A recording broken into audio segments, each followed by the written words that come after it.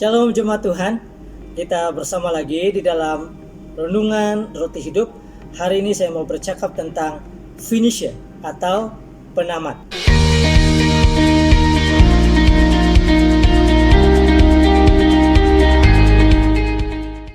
Derek Anthony Redmond pada Sukan Olimpik tahun 1992 di Barcelona, sewaktu acara 400 meter separuh akhir, di lariannya yang ke 250 meter terakhir itu, tiba-tiba dia mengalami kecederaan pada otot hamstring kanannya sehingga dia berhenti seketika. Namun, walaupun dalam keadaan yang sangat menyakitkan itu, kelihatan dari riak wajahnya dia tetap meneruskan lariannya sehingga dia mencapai garis akhir. Derek Redmond tidak menang di tempat pertama, tetapi dia telah berhasil menamatkan pertandingannya sampai ke garisan akhir, seperti yang diucapkan Paulus di kitab Para Rasul 20 ayat 24. Tetapi aku tidak menghiraukan nyawaku sedikit pun, asal saja aku dapat mencapai garis akhir dan menyelesaikan pelayanan yang ditugaskan oleh Tuhan Yesus kepadaku untuk memberi kesaksian tentang Injil kasih karunia Allah. Kita semua sedang dalam larian perlombaan iman. Semua pelari mempunyai penampilan yang serupa pada awal larian. Namun, selang beberapa menit kemudian, ada yang mulai menjadi lemah. Beberapa orang akan berhenti, menyerah atau jatuh. Tidak begitu penting bagaimana Anda memulakannya, tetapi hidup Anda bergantung pada bagaimana Anda menyelesaikan perlombaan yang disebutkan iman ini.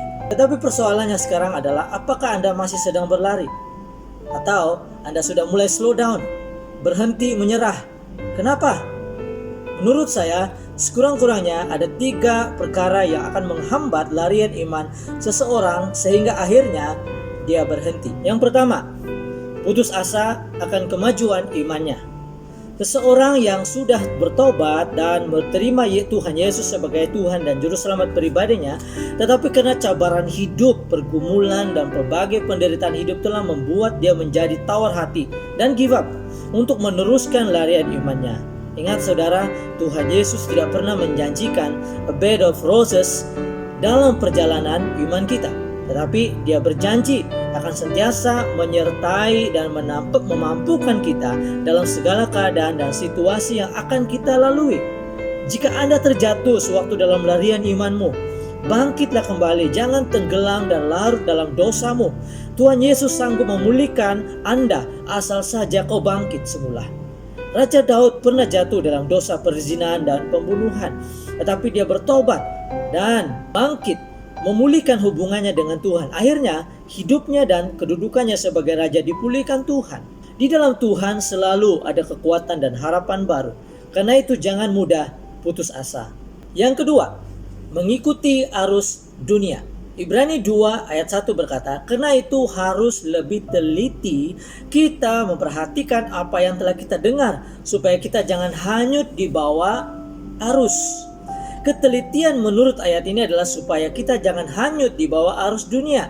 Kita harus hidup berbeza dari cara hidup dunia. Roma 12 ayat 2. Penulis kitab Ibrani ini mau menjelaskan bahwa pada awalnya bahaya itu tidak terasa, tidak perasan, tidak kelihatan. Tetapi jika dibiarkan, itu boleh menjerumus seseorang itu di dalam bahaya itu nanti.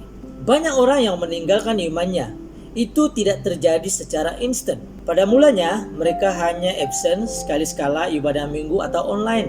Tetapi lama-kelamaan mereka tidak aktif lagi. Mereka tidak berdoa lagi seperti selalu, tidak baca Alkitab lagi, tidak melayani lagi. Ia sudah bertukar menjadi sebuah kebiasaan. Tidak masalah kalau pada suatu hari ia tidak sempat berdoa. Tetapi masalahnya muncul kalau hal itu menjadi pola dan ia mula tidak berdoa lagi. Ini akan menjadi masalah serius. Karena itu saudara, jagalah kesetiaan imanmu setiap hari. Yang ketiga adalah orang Kristen yang malas. Matius 25 ayat 24 itu bercakap tentang hamba yang malas.